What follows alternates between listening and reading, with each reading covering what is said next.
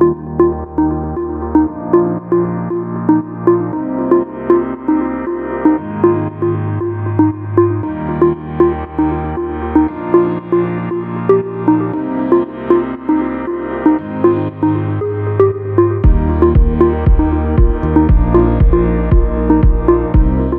you for this very important question. And let me start maybe challenging a little bit some of the elements there. They are the following.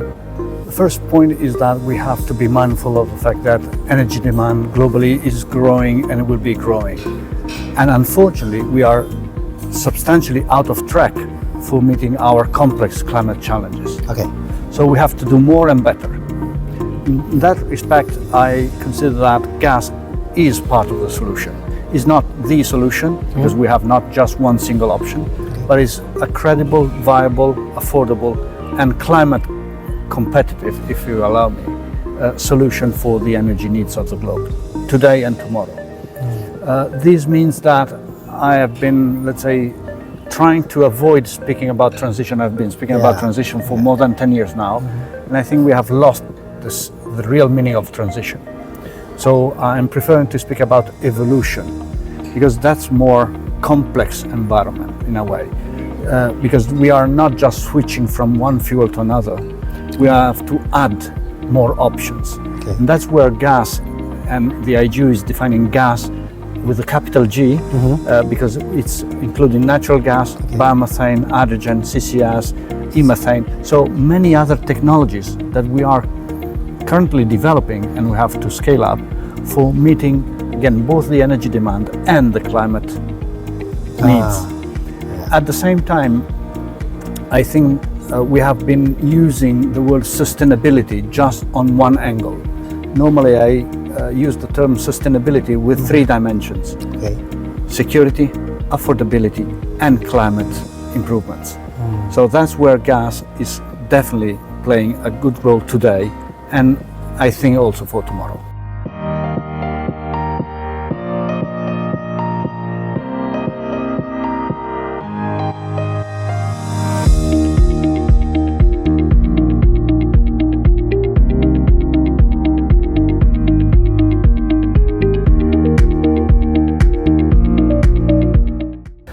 Look, as you just said, there are many different pathways. And I think we have to be mindful of the fact that, again, speaking about transition, evolution, or the term you would like to adopt, there is no single solution. So it's very much dependent on how we are having the endowments in the region, how the infrastructure is well developed or not. So for instance, I was speaking with the energy minister of Brazil, and of course Brazil is relying on natural gas and biomethane. If you look at Japan, they are looking at e-methane, so synthetic methane. So there is a wide array of options.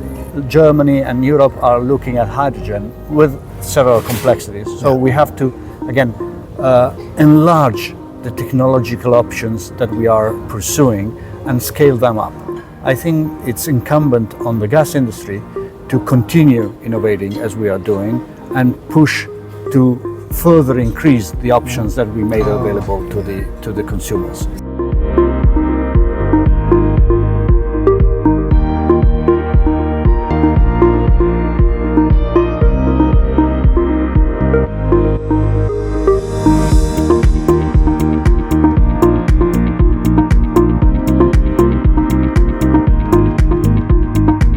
Let me start first saying there is no antagonism.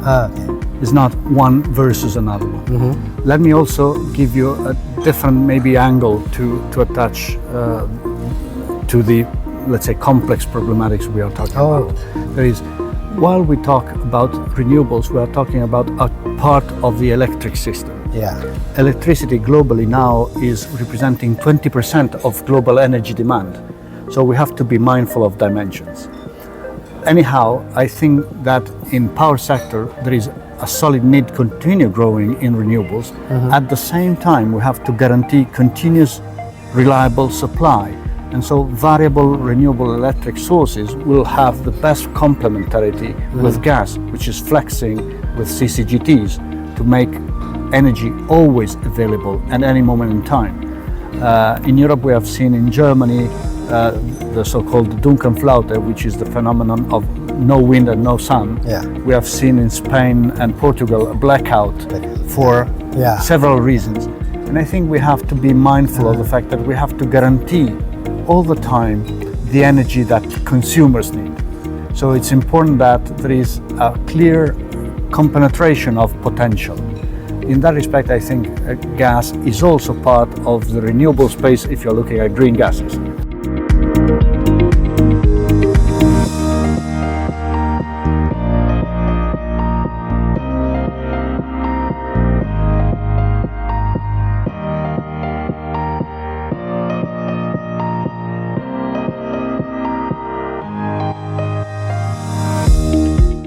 Let me maybe start with the challenges. That is, if I got the numbers right, I saw one winner in the last years in the Indonesian energy mix, which is coal. And I think we have to be looking at reality checks. I've seen very important, let's say, trajectories and targets earlier today, and I'm very much looking forward to see them happen. At the same time, I think there is vast potential for improving how gas plays a role in the energy mix, both in power, but also in the industrial sector, in the transportation sector, because we have to be mindful of how CO2, of course, is tackled, but at the same time, if you look at more locally, you have to fight local pollutions, which is particulate matters, NOx and SOx. So also transportations mean a lot. And in that respect, LNG small scale will be absolutely critical to me, looking at Indonesia's vast number of islands and the population requiring good means and good energy.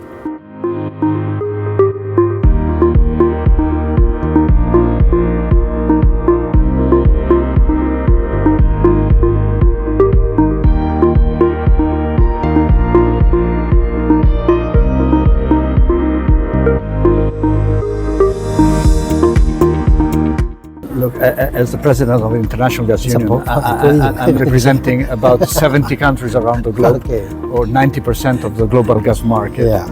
And I can definitely share the fact that in many different countries, and therefore there is a possibility also for this country to rely on these experiences, there is a good combination of solutions. The one thing that we have not to miss is the fact that whenever you have domestic resources to be exploited, you should have to prioritize investments in that respect. Second point is that we have to look at how long-term is defined and how to meet the interim, the intermediate results. Because we cannot just say things for today and for the very long term. We have to bridge the gap, and that's where our industry has a DNA of medium-term and long-term planning and delivering. Look, as a European, I normally say that we have targets for climate and for, let's say, new things by 2030. In my industrial mindset, 2030 is today, because we have 250 weeks or less to go to 2030. So we are, of course, there. So it's incumbent on our industry to continue our contribution, to increase the dialogue, to create more awareness versus what is really the potential of our industry to contribute to the positive discussions in these very complex matters. And we all have a strategy for the long-term stuff. Long-term is absolutely essential. My only certainty about the long-term is that in this planet we are possibly arriving to 10 billion people. And we are going to have to meet and reduce energy poverty at large, because that's one of the biggest challenges. How about the policy of each countries, of course? We are, as IGU, not, let's say, entering into local policies, because we do not do not know the details for that. But I mean, globally speaking, I think, and I see, traveling around the globe, that there is less, let's say, dogmatism in approaching the complexities of these matters. There is more pragmatism coming into stage, And I think this is very beneficial to having meaningful discussions and meaningful policy makings. Because again, we have to move away from simplistic statements to recognize the fact that we have to understand a bit better. And this is also, of course, our responsibility as an industry, and the International Gas Union is doing such a job in terms of decodifying some complexities and trying to have a good and solid, long-standing partnership with relevant stakeholders.